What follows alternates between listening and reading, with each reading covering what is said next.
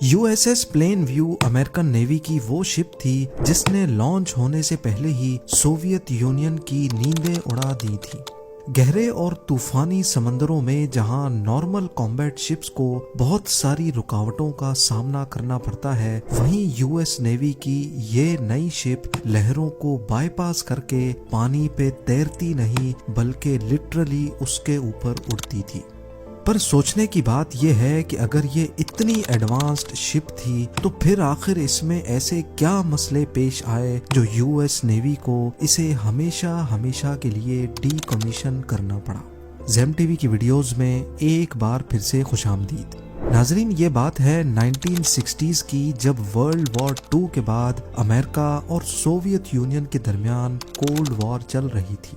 دونوں کنٹریز اپنے الائز کے ساتھ مل کر طاقت کا بھرپور مظاہرہ کر رہی تھی۔ ہر کوئی صرف اس ریس میں لگا تھا کہ کیسے بھی کر کے خود کو دنیا کے سامنے زیادہ طاقتور دکھایا جائے۔ اب اس کام کے لیے ضروری تھا کہ ایسی چیزیں انوینٹ کی جائیں، ایسی ٹیکنالوجی اپنائی جائے جو دنیا نے پہلے کبھی نہ دیکھی ہو۔ یو ایس نیوی، جس نے ورلڈ وار 2 میں اپنی پرفارمنس سے پوری دنیا کے اوپر اپنا روب جمایا ہوا تھا، ان کا یہ روب سوویت یونین کی چند ڈیولپمنٹس کی وجہ سے اب خطرے میں پڑ چکا تھا۔ سوویتس نے ایسی ایڈوانسڈ لیول کی نیوکلیئر سب مرین بنانا شروع کر دی جن کا چاہتے ہوئے بھی یو ایس نیوی کچھ نہیں بگاڑ سکتی تھی۔ یہ سب مرینز پانی کے اندر قریب 75 کلومیٹرز پر آور کی اسپیڈ سے ٹریول کر سکتی تھیں، جبکہ اس وقت یو ایس نیوی کی شپس اس سے کافی سلو چلتی تھی۔ نہ صرف ان کی اسپیڈ بلکہ یہ 350 میٹر کی گہرائی میں جا کر خود کو پوری طرح سے یو ایس نیوی کے ریڈارز اور سونار اسکیننگ سسٹم سے چھپانے کی صلاحیت بھی رکھتی تھیں۔ امریکہ کو خطرہ تھا کہ سوویت سب میرینز یو ایس نیوی کی شپس کو آسانی سے فالو کر کے ان پر حملہ کر سکتی ہیں، اور اگر ان کی کامبیٹ شپس کے ریڈار پہ ڈیٹیکٹ بھی ہو گیا تو پھر بھی وہ سوویت سب میرینز کا کچھ نہیں بگاڑ پائیں گی، کیونکہ تیز چلنے کی وجہ سے نہ صرف ان کو پکڑنا مشکل تھا بلکہ اس وقت کے ٹورپیڈو میزائلز جو انڈر واٹر گائیڈڈ میزائلز ہوتے ہیں، ان کی اسپیڈ بھی سوویت سب میرین سے کافی کم تھی۔ سوویت یونین کی سب میرینز کا معاملہ یو ایس نیوی کے گلے پڑ گیا تھا۔ ان سے نمٹنے کا ایک ہی سولوشن تھا کہ ایسی شپس بنائی جائیں جو سوویت سب میرین سے بھی زیادہ تیز چل سکیں۔ یو ایس نیوی کے آفیشلز جو چیز ڈھونڈ رہے تھے وہ ایک اٹالین انجینئر 1906 میں پہلے سے بنا چکے تھے۔ انہوں نے ایک ایسی بوٹ بنائی تھی جو انڈر واٹر ونگز کے استعمال سے کافی تیز چل سکتی تھی۔ یہ انڈر واٹر ونگز بوٹ کے نیچے لگے ہوتے تھے، اور جب بوٹ تھوڑی اسپیڈ پکڑتی تھی تو پانی کا پریشر ان ونگز کو اوپر اٹھا دیتا تھا۔ بوٹ کی باڈی پانی سے باہر ہو جاتی جبکہ صرف ونگز پانی کے کانٹیکٹ میں رہتے۔ ایسا کرنے سے پانی کی وجہ سے پیدا ہونے والا ڈریگ کم ہو جاتا تھا اور ظاہر ہے بوٹ زیادہ تیز چل سکتی تھی۔ اس ڈیزائن کو ہائیڈرو فوائل کا نام دیا گیا تھا۔ 1906 میں ہائیڈرو فوائل کی انوینشن کے بعد آہستہ آہستہ اس میں ایڈوانسمنٹ بھی آتی گئی۔ 1950s میں یہ ٹیکنالوجی کمرشل یاٹس اور بوٹس میں بھی اپلائی کی جا چکی تھی۔ ہائیڈرو فوائل کا یہ ڈیزائن یو ایس نیوی کو اچھا تو بہت لگا، لیکن اس میں ایک مسئلہ تھا۔ مسئلہ یہ تھا کہ یہ بوٹس صرف لیکس میں چل سکتی تھی جہاں پانی پرسکون ہوتا ہے، کیونکہ اوشن میں جہاں یو ایس نیوی کو ان کی ضرورت تھی وہاں لہریں بہت خطرناک ہو جاتی ہیں، اس لیے وہاں ان کے لیے تیز چلنا ممکن نہیں تھا۔ یہی وجہ تھی کہ یو ایس نیوی نے اسی ہائیڈرو فوائل کے ڈیزائن میں کچھ چینجز کرنے کا فیصلہ کیا۔ انڈر واٹر ونگز کو بالکل فلیٹ کر کے پانی کے اندر پوزیشن کیا گیا۔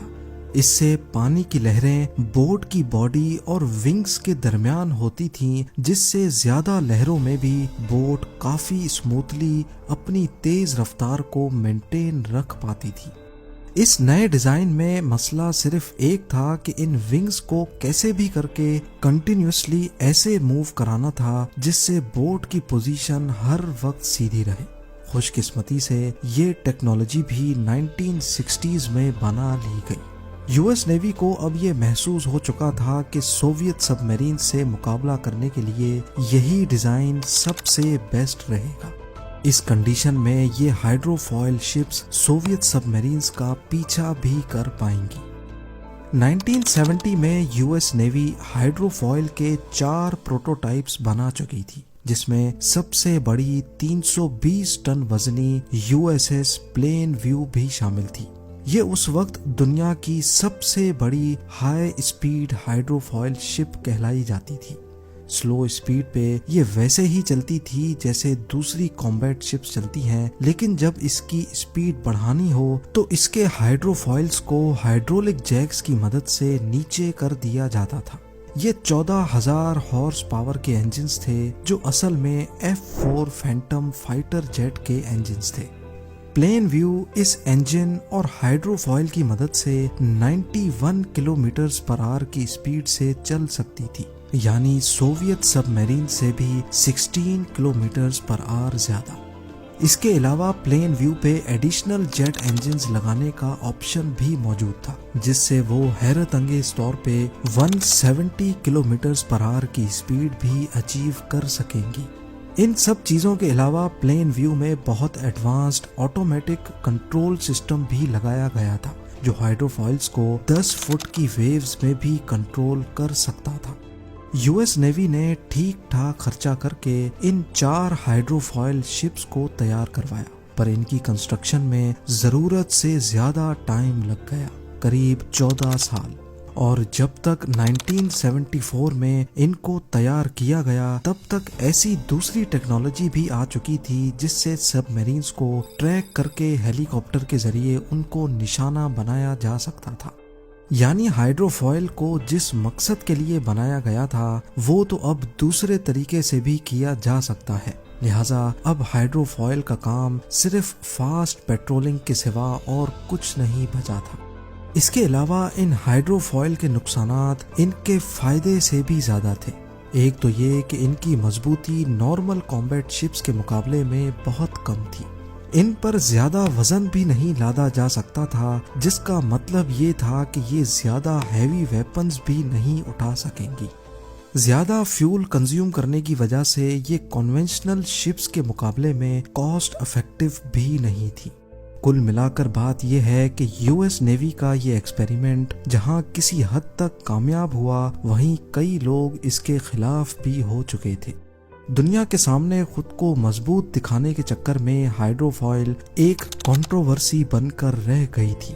کوئی بھی نہیں چاہتا تھا کہ نیوی کا زیادہ تر بجٹ ایک ایسے مقصد میں ضائع ہو جائے جو بہت کم کاسٹ میں بھی پورا کیا جا سکتا ہے۔ پر کیونکہ کولڈ وار میں دنیا کو کچھ نہ کچھ کر کے دکھانا تھا، اسی لیے 6 ہائیڈرو فوائل شپس صرف کوسٹل پیٹرولنگ کے لیے تیار کی گئی، جن کو پیگاسس کلاس ہائیڈرو فوائل کا نام دیا گیا۔ 10 سال تک یہ شپس سروس میں رہیں۔ اس کے بعد 1991 میں فائنلی سوویت یونین ٹوٹ گئی، کولڈ وار کا اختتام ہو گیا، اور ساتھ ہی 1994 میں ان ہائیڈرو فوائلز کو ہمیشہ کے لیے ڈی کمیشن کر دیا گیا۔ وہ شپ جو ایک دور میں اڑا کرتی تھی، آج ایسٹوریا کے ساحل پہ اس کا ملبہ لاوارث پڑا ہوا ہے۔ امید ہے زیم ٹی وی کی یہ ویڈیو بھی آپ لوگ بھرپور لائک اور شیئر کریں گے۔ آپ لوگوں کے پیار بھرے کامنٹس کا بے حد شکریہ۔ ملتے ہیں اگلی شاندار ویڈیو میں۔